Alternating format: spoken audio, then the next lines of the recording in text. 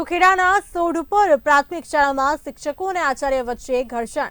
School શરૂ થયા બાદ મોબાઈલ જમા કરાવવા બાબતે ઝઘડો થયો હતો। શિક્ષકોએ આચાર્ય સાથે ધક્કામુક્કી કરી ઝપાઝપી કરી હતી, લાફા માર્યા હતા। વિદ્યાર્થીઓની હાજરીમાં શિક્ષકોએ આચાર્યને માર માર્યો હતો। હુમલાની સમગ્ર ઘટના સીસીટીવી કેમેરામાં કેદ થઈ ગઈ હતી। આચાર્યનો આક્ષેપ, શિક્ષકો શાળામાં બાળકોને ભણાવતા નથી। બીજી તરફ શિક્ષકોનો આક્ષેપ, આચાર્ય શિક્ષકોને કરી રહ્યા છે માનસિક હેરાન। સમગ્ર ઘટનાને લઈને આચાર્ય દ્વારા પોલીસ મથકે લેખિત ફરિયાદ કરાઈ હતી।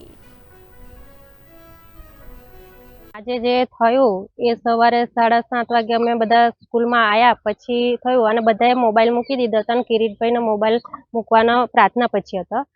પછી એમાં થોડું વધારે વાતચીત થઈ અને એમાં હાથાપાઈ થઈ ગઈ।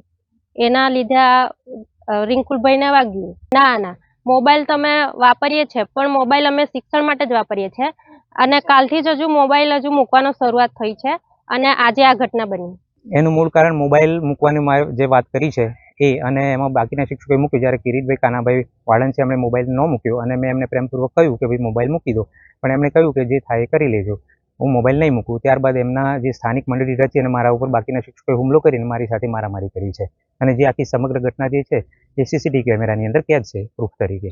હું નહોતું 7:30 જેવા અમે આવ્યા એટલે મેં સહી કરી અને એમને કીધું કે મોબાઈલ મૂકી દો, એટલે મેં ખાલી એટલું કીધું કે હું પ્રાર્થના પછી મૂકું છું, હવે પ્રાર્થના પૂરી કરીને બસ આટલું જ હું બોલ્યો। બોલીને હજી બહાર નીકળ્યો તો તે દોડીને સીધા આવીને મારી ઉપર હુમલો કર્યો એટલે બહુ દેકારો અવાજ આવ્યો એટલે બધા સ્ટાફવાળા ઓફિસમાં બધા દોડીને આવ્યા, બધા વચ્ચે પડ્યા બચા, તો એમની સામે થઈ ગયું, એમને ઝપાઝપી કરી અને પેલા રિંકુલભાઈ તો મને બચાવ્યો ના હોત તો મારું માથું ફાટી ગયું, દિવાલે ધક્કો મારે તો એટલે તો પછી એમને રિંકુલભાઈની ઉપર લાકડાવાળું ઝાડું પડ્યું હતું, તે લાકડીથી એમને ફટકા માર્યા છે। જો એમને માથે હાથ વચ્ચે ના લાવ્યો હોત તો એમને પાછળ મજ્જાની ઈજા થઈ જાત કદાચ, અને એ વ્યક્તિનું કાં તો ગમે થઈ ગયું હતું। અત્યારે આવા જીવલેણ હુમલા કર્યા છે અને મારી માનહાનિ તો 18 તારીખે પણ કરી હતી, મને મરવા માટે પણ મજબૂર કર્યો હતો અને મેં સુસાઇડનો વિડીયો પણ બનાવ્યો હતો ને જો સ્ટાફવાળા વચ્ચે ના આવ્યો તો હું એ દિવસ મરી પણ ગયો હોત।